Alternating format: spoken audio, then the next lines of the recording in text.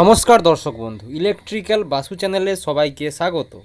তো প্রিয় দর্শক বন্ধু, আজকের এই ভিডিওতে আমরা দেখাবো মিক্সার এবং মিক্সার গ্রাইন্ডারের বাটির কপলারগুলো নষ্ট হয়ে গেলে সেটাকে কীভাবে খুলবেন আবার ফিটিংস করবেন।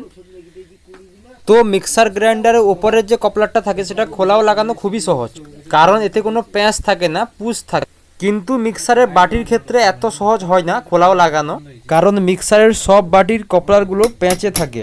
তাই ভিডিওটি প্রথম থেকে লাস্ট পর্যন্ত মনোযোগ সহকারে দেখতে থাকুন, এবং যদি ভিডিওর মধ্যে কোথাও বুঝতে না পারেন কমেন্ট করে জানাবেন, অবশ্যই চেষ্টা করব বোঝানোর জন্য।